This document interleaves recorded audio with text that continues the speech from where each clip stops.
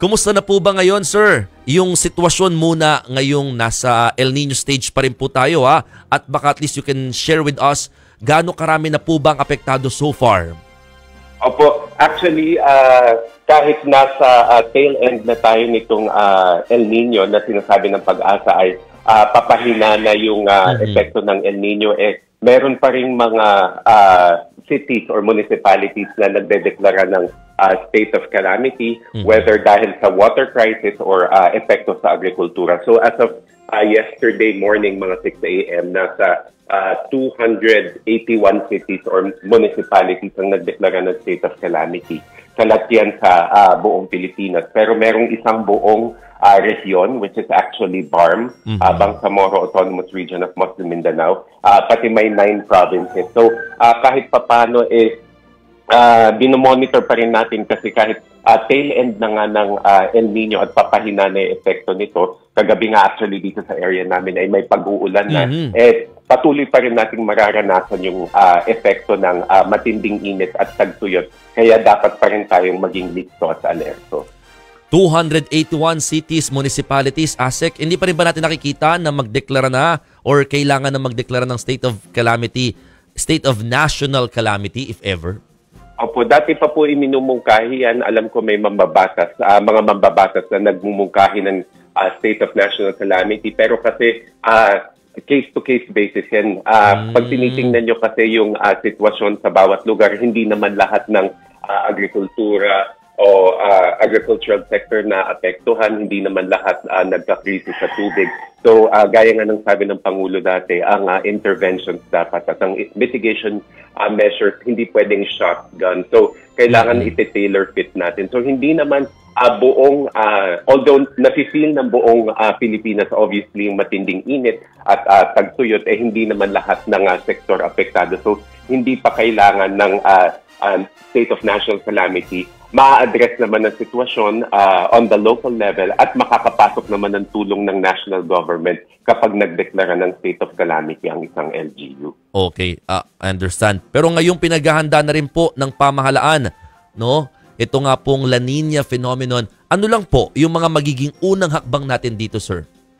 Actually, ongoing na yung paghahanda sa simula pa rin kasi hindi naman natin hinintay yung deklarasyon ng La Nina para magsimula ng paghahanda kasi every year naman dinadaanan tayo ng mga bagyo, pumapasok yung regular monsoon season. So kabilang sa mga ginagawa na ng task force at ng national government din sa tulong ng mga LGU is yung pag-a-update ng mga hazard map para malaman talaga kung ano yung flood-prone areas, landslide-prone areas. Siyempre, nag-i-imbak na rin ng mga supplies at ng pagkain sa possible evacuation. Hinahanda din yung possible evacuation centers at saka evacuation plan. Pero in terms of flood control, ongoing din yan sa pangunguna ng DPWH. Meron po tayong mga paglilinis ng mga estero, particularly sa Metro Manila, sa iba't ibang lugar sa bansa. Kasi ang problema natin, Mon, yung mga ilog medyo mababaw na. So hindi nasasalo yung excess waters. Supposing may bagyo o matindi yung pagbuhos ng ulan. So may dredging operations, may desilting operations para mapalalim yung mga ilog. At saka hindi lang DPWH yung gumagawa ng flood control measures or projects. Alinsunod din sa direktiba ng Pangulo, dapat synergize yung efforts. Kunyari may proyekto ang DENR in terms of water management at ang National Irrigation Administration. Dapat tulong-tulong yan para yung end result is kapaki-pakinabang sa lahat at saka obviously dapat effective yung flood control measures at saka mitigation measures sa paghahanda sa La Nina. Opo, you're mentioning na yan, may mga ginagawa naman po ng mga dredging, may desilting at saka paglilinis po ng mga estero. Gusto ko lang po bigyan ng diin to, ASEC, no? Kasi nga, ang sinasabi ho ng marami, nung mainit ang panahon, ngayon na mainit ang panahon, dapat talaga ito na yung ginagawa. Naglinis ng estero at iba pang mga daluyan ng tubig. Yung ibang ilog, wala na halos tubig ngayon, mababaw na. Baka yun yung perfect time na ito i-desilt o i-dredge, no? Ito po ay nagawa naman, just for the record lang po. Opo, base sa ulat ng DPWH, actually last week nag-ulat si Secretary Bonoan sa Pangulo sa isang sectoral meeting sa Malacanang at sinabi niya na may 4,700 or so flood control projects na nakompleto na at meron pang more than 4,000 na ongoing pa. At hindi lang naman kasi flood control. Flood control is just part of the measures that are being prepared. Hindi lang para sa La Nina, kundi pati sa regular rainy season kung pumasok na talaga yung tamang pagbuhos ng ulan. Nandyan din kasi talaga yung existing projects like dam ng National Irrigation Administration. So may high dams, yun yung mga 100 meters and above.